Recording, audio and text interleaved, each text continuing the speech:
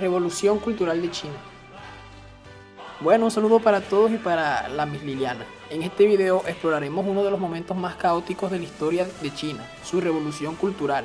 Analizaremos sus causas, cómo Mao Zedong utilizó este movimiento para mantener su poder y las terribles consecuencias que dejó en la sociedad de China.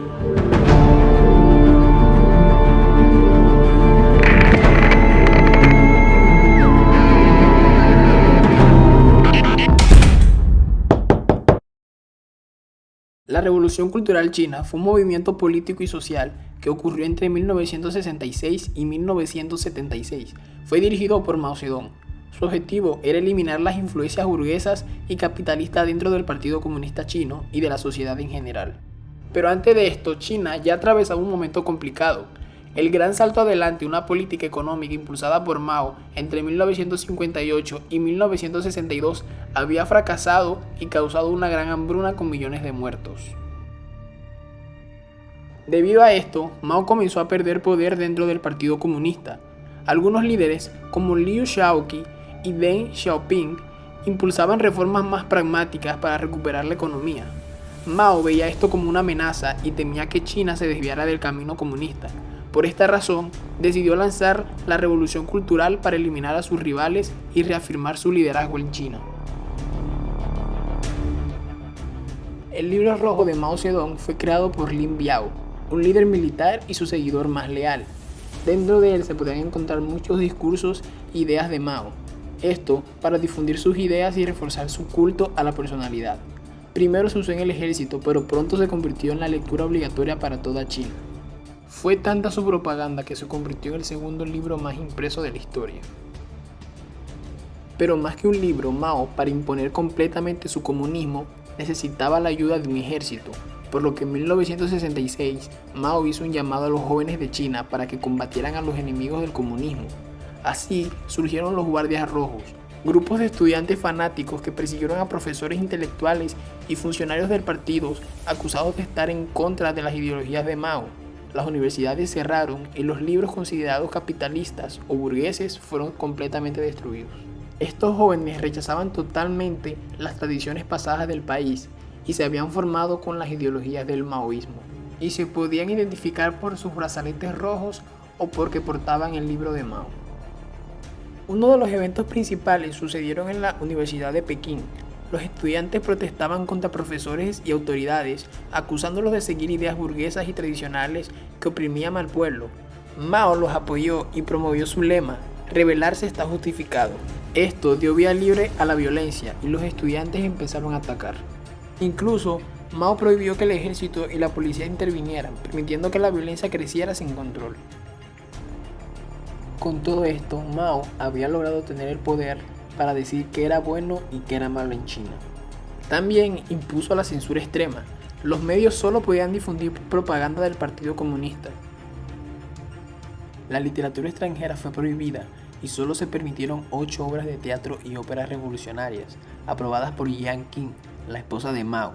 Estas reemplazaron todas las producciones anteriores y fueron la única forma de entretenimiento teatral en China durante años.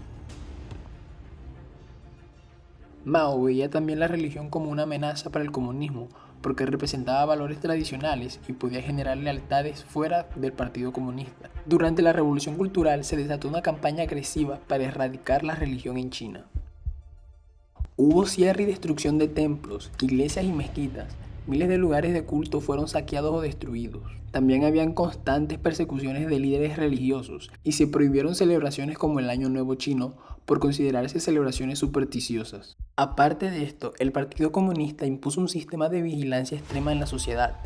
Mao promovió la idea de que cualquier persona que no tuviera su ideología debería ser denunciada, incluso si era un amigo o un familiar cercano.